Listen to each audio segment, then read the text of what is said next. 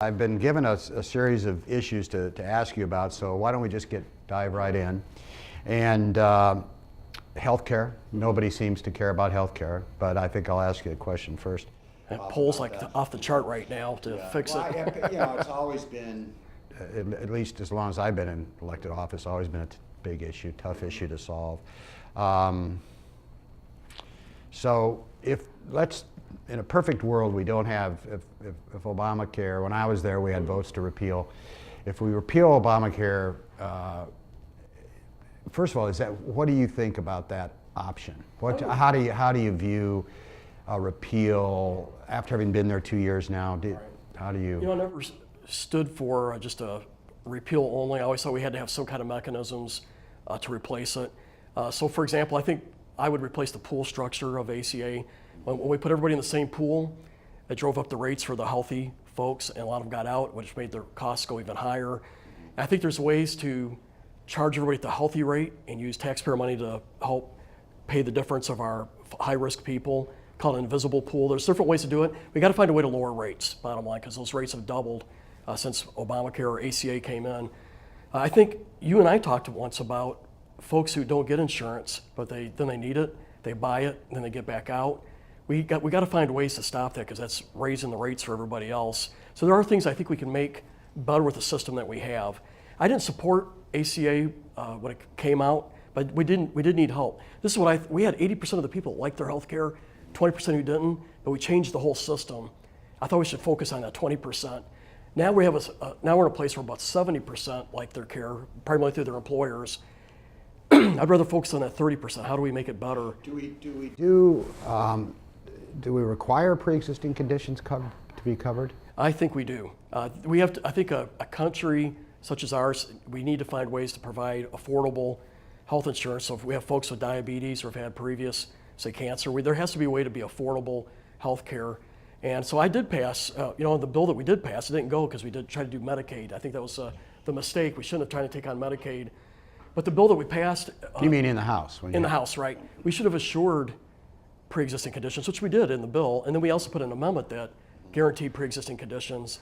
Where it gets demagogued, we also said, and it was something that you and I talked about in the campaign, you can't just say I refuse insurance, but then when I need it, I can go buy it. There has to be a penalty.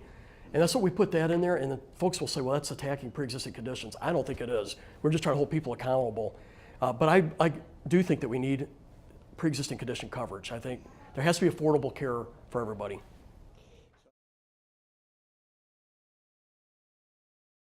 Well, one of the issues that's being brought up and discussed, and probably the most discussed issue, is health care.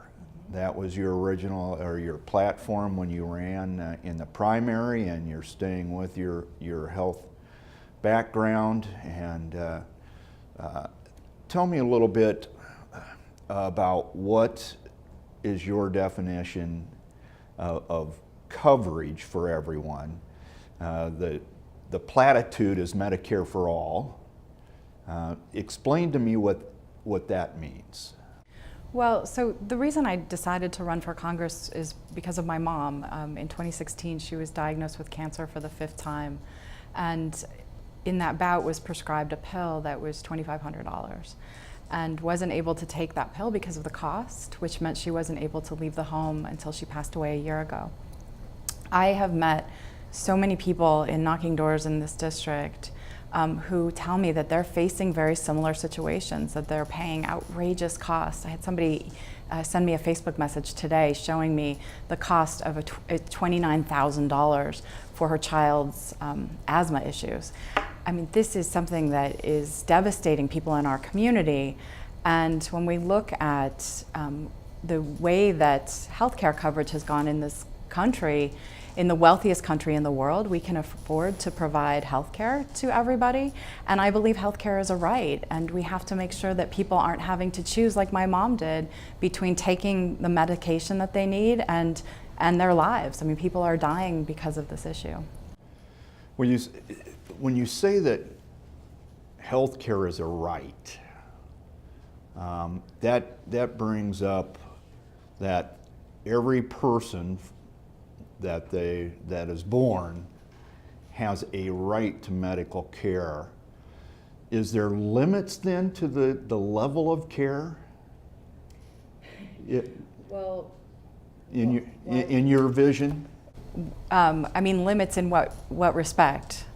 Whatever the issue would be. So a $2,500 pill, perhaps there's another one that is equally as effective that's lower. Is there ways to limit? Yeah, absolutely. I mean, the fact that pill was $2,500 and that there wasn't an alternative, first of all, is ridiculous. Second of all, the fact that we have insurance company or pharmaceutical companies that have control over this issue when we know that you can go to other countries and get these medications much cheaper. There should be ways that we control these costs. But I think in terms of providing health care to people, I mean, what is the price that we're willing to put on a human life? Yeah, I mean,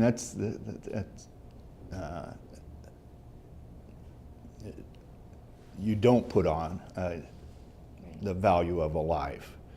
Now, when we talk about a right and Medicare for all, we're talking about a government-run system. Is that correct? Well, so if you look at Medicare, the system that we have now, which is a government-funded program, it's privately delivered. The idea behind the Expanded and Improved Medicare for All Act expands that to every citizen in the United States. And so that would continue to be a government-funded program, but privately delivered. Okay, privately delivered. So the doctors aren't going to become government employees the next day. No, I mean, and that's not how Medicare works But now. there is a discussion of whether or not the doctor should be private or not. There is, but I mean, I think the real discussion that I'm having with people at their doors is how much that their healthcare premiums are going up, their copays are, and the fact that they can't afford their healthcare. Now, as I understand from the recent study that was done, that I'm sure you've read because it looks almost like your plan, that what the pricing would be dictated by the Republicans. So it may be a private physician, but the payment is not up to the physician. Is that your understanding as well? Well, I mean, so the way that it would work is very similar to how Medicare works now. And so where you'd have, obviously physicians would be involved in the conversations about what things should actually cost. But right now we have a system where we walk into a doctor and we have no idea how much things are supposed to cost. You go to the hospital, they don't give you a menu and let you decide how much things are. I mean, that's one of the more ridiculous parts of our healthcare system is we are basically, under the thumb of insurance companies, pharmaceutical companies, and we don't know how much these things are even supposed to cost. I agree with you wholeheartedly there. I've been very frustrated, and it covers Republicans and Democrats that are very frustrated with the medical system in the sense that you don't know what you're buying and how much it's going to cost. Absolutely. You just rely on that from your insurance. I think it's the only place in the free market where we don't know how much things cost. Yeah. And that should have been done. But we can do it now. Well, hopefully, I would disagree with making sure that is different than having the government set the prices. Well, I don't think it would be a government set price system. I mean, again, you're bringing people to the table. I've had conversations with Jeff Gold from Nebraska Medicine. I've had conversations with people all over the country about how this could work, and it's not government setting the price scale for everything. I mean, it's involving all of the different industries at the table to decide what these prices should be. Okay, but the study was based upon Medicare, and they said, and what's recognized is that would be what is started at. Well, and the study also showed, which is pretty interesting, that a system like Medicare for All over a decade actually saves the federal government money. And so right now when we talk about prices being out of control, and I think the question that I get asked all the time is how do we pay for this? Well, first of all, we're already paying for it. We have a system that's not sustainable. And and healthcare costs in this country are outrageous, and our outcomes aren't very good. We don't have healthier people than the rest of the world. We actually have people who are sicker. And so this is one of the ways to address that and save the federal government money. Well, the issue then with the money is, yes, they say that because you're taking from private